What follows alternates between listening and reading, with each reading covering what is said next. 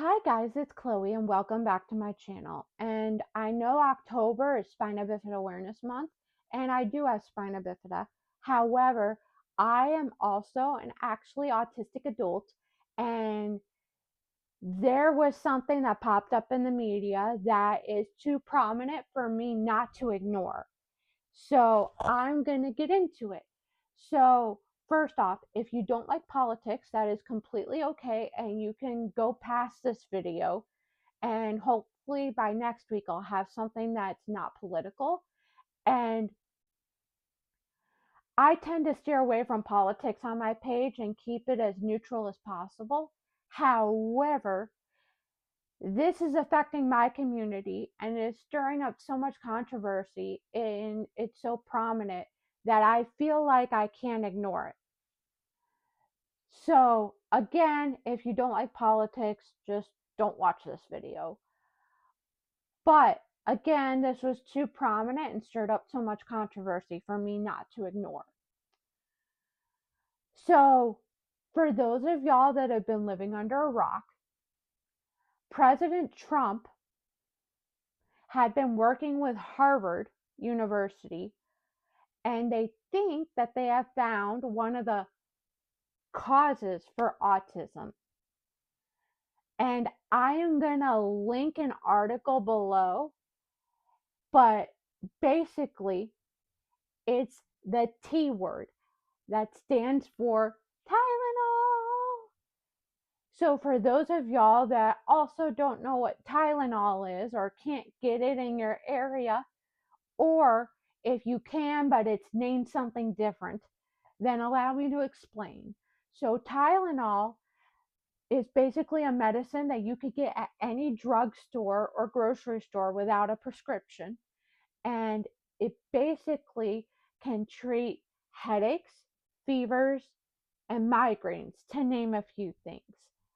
And they think that if a mother consumes it whilst they're pregnant with their baby would have autism. And I'm more of a facts girly, and sue me, but there are some people that aren't going to agree with me, and that is completely okay. And I'll get more into that as this goes on. But basically, autism was invented first, and then Tylenol was invented second. Also, the Food and Drug Administration was around when Tylenol was around. And if Tylenol were to cause autism, one of three things would have had to happen. Either A, they would have had to change the formularity of the medicine. B, use it as a side effect not only on the FDA's website, but also on Tylenol's website. Or C, they would have had to have nixed the drug altogether. And they didn't do any of that. And back then, you were legally required to report stuff like this. It wasn't like you could just get past that. There are other ways that you can get autism other than just from the Tylenol itself, which does not cause autism, because one of my other family members is also autistic. I have a sibling with autism. We're also suspecting that one of my parents had it too. So it could be genetic. Certain medical conditions can put you at a more increased risk too. So, like, I have spina bifida, and spina bifida and autism can go hand in hand with each other. Just stuff like that. And people with Down syndrome can have autism as well, and cerebral palsy, etc. With this whole, Harvard study and stuff, they only did it in 6 months. And research takes years, if not decades. Like, I'm doing a project right now. Basically, they're doing research on it. I'm consulting with them and I'm doing research for this project. And I've been doing it for years. So research doesn't take 6 months. And I feel like this is the equivalent, if you know, of you in high school doing a project the day before it's due. I've been there. I don't know if anyone else has. I will say, I know there are some people out there that want a cure for their autism. So I used to be a camp counselor at an overnight camp for individuals with autism. And I had worked with individuals that were non speaking and had behaviors. I've met them. I've had some, therapists, teachers, and other friends that were speaking that wanted a cure for their autism. Now, I personally don't want a cure, and not everyone's going to think that way, like I mentioned earlier. And again, that's completely okay if you don't think that way.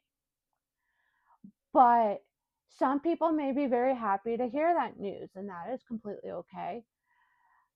But I'm against a cure because for me, I love my autism because I'm able to, you know, come in with out of the box ideas that people don't necessarily think about. If you do want a cure, that is completely okay. And I'm going to respect that. And I want other people on this thread, like in the comments, to respect it too.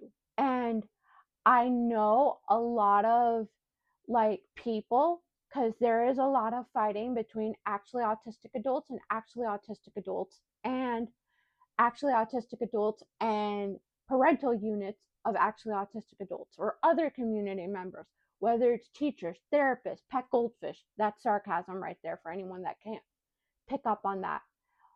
But there's a lot of fighting.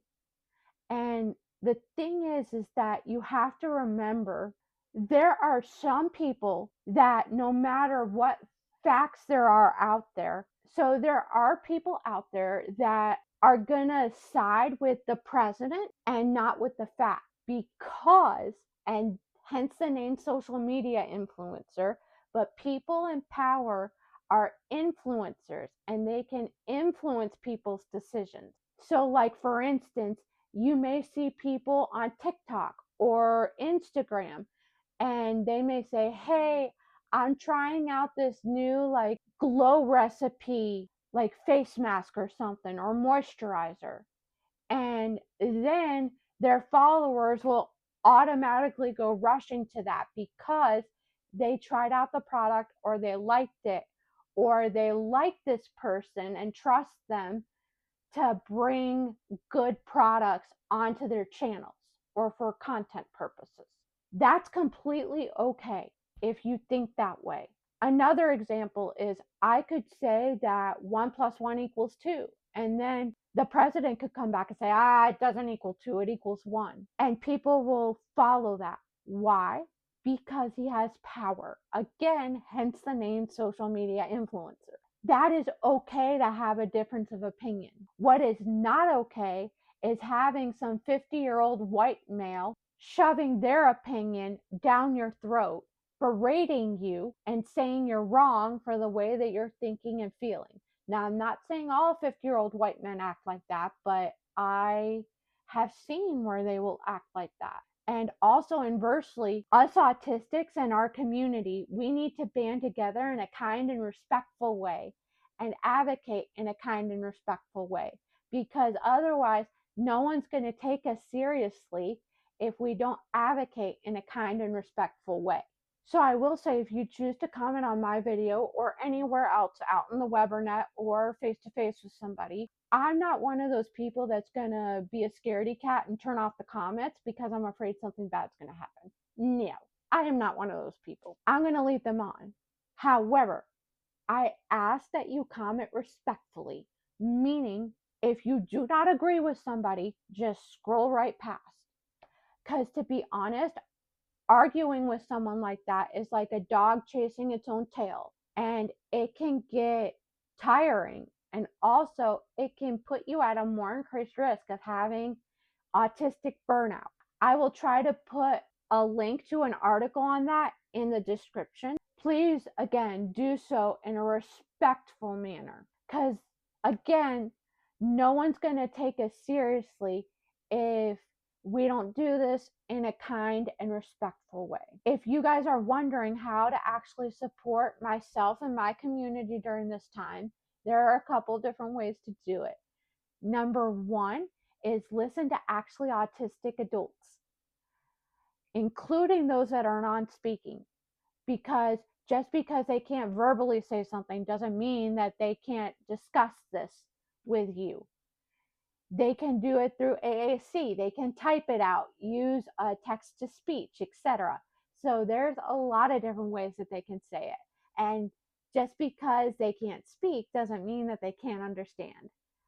And number two is listen to doctors and clinicians that work with autistic individuals. So it could be a clinic that focuses on individuals with autism. It could be, a therapist, a psychologist, a neurologist, whatever the case may be.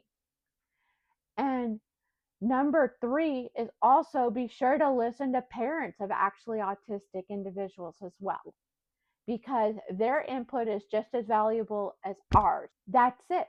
I thank you guys so much for watching this video, and bye.